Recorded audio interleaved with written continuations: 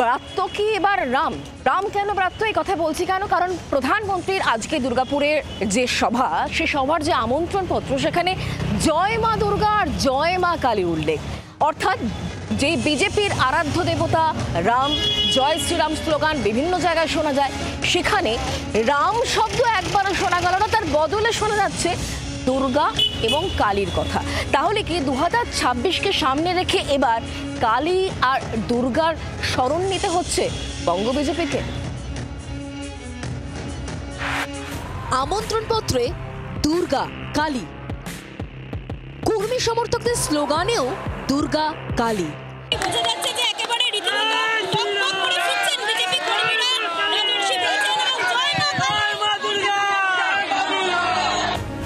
ভোটমুখী বাংলায় রাম ছেড়ে কি দুর্গা কালী স্মরণ নিল গেরুয়া শিবির?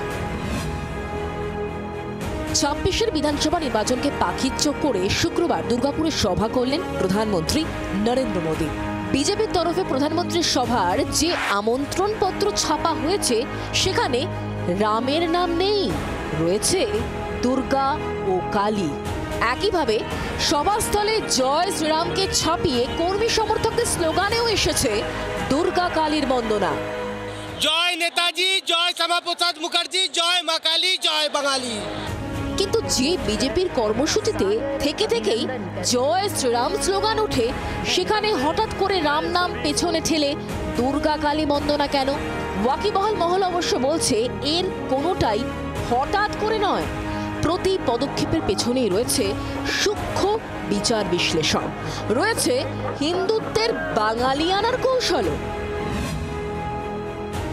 নিন্দুকেরা বলেন বিজেপি মানেই হিন্দি, হিন্দু, হিন্দুস্তানের কথা বলা দল, গায়ে আগা পাশতলা উত্তর ভারতের গন্ধ।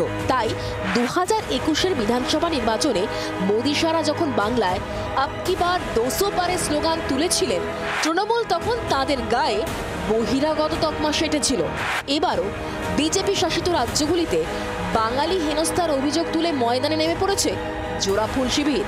রাজনৈতিক বিশ্লেষকদের মতে শুধুমাত্র জয় শ্রীরাম স্লোগান দিয়ে যে তৃণমূলের দেওয়া বহিরাগত তকমার মোকাবিলা করা যাবে না, তা দেরিতে হলেও বুঝতে পারছে গেরুয়া শিবির। কারণ রামচন্দ্র কোনোদিনই বাঙালির আরাধ্য দেবতা ছিলেন না।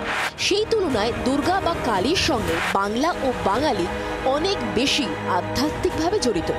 সদ্য রাজ্য বিজেপির দায়িত্ব নেওয়া শ্রমিক ভট্টাচার্য তাই বাংলার ঘরে ঘরে পূজিত দেবদেবীর স্মরণে এদিন মোদীর সভার আগে দুর্গাপুরের ভিড়িঙ্গি কালীবাড়িতে পুজো দিলেন শ্রমিক। তাৎপর্যপূর্ণভাবে রাজ্য সভাপতি পদে তাঁর দায়িত্ব নেওয়ার দিনেও সায়েন্স সিটির মঞ্চে জলজল করছিল কালীঘাটের বিগ্রহের ছবি।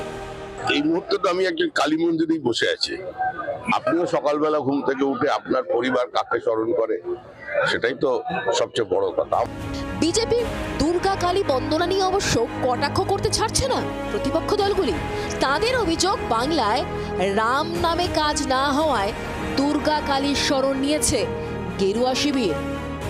বাঙালি বিদ্বেষী বিজেপি আজকে সারা ভারতবর্ষে নতুন করে প্রমাণ পেয়ে গেছে, যেখানে বাংলা ভাষায় কথা বললে বাংলাদেশি বলে তকমা লাগিয়ে দেওয়া হচ্ছে। গোটা রাজ্যের বাঙালিরা ক্ষোভে ফেটে পড়েছে। সেই ক্ষোভের আগে প্রলেপ দেওয়ার জন্য এই সস্তার নাটকে চিড়ে ভিজবে না। বাঙালি যে বাঙালি মা দুর্গার পুজো করে, যে বাঙালি মা কালীর পুজো করে, সেই বাঙালি সেনার রাজনীতিকে বর্জন করে। জয় শ্রীরাম করে খুব লাভ হয়নি, এটা বুঝেছে। তাহলে কি বলা উচিত ছিল? জয় শ্রমিক, জয় কৃষক, জয় যুবক বলতে পারবে না। এখন জয় মা কালী, জয় মা দুর্গা, জয় বিষ্ণু মাতাটা ধার করে নিতে পারে মমতার কাছ থেকে, জয় বিষ্ণু মাতা। বাম তৃণমূল কটাক্ষ করলেও জয় কালী স্লোগান দিয়ে 26-এ বাঙালির মন জয় করতে চায় বিজেপি। ক্যামেরায় শুভ্রর সঙ্গে মৌমিতা ও চিত্তরঞ্জনের রিপোর্ট, জি 24 ঘন্টা। বাংলার আওয়াজ, বাঙালির আবেগ, জি 24 ঘন্টা।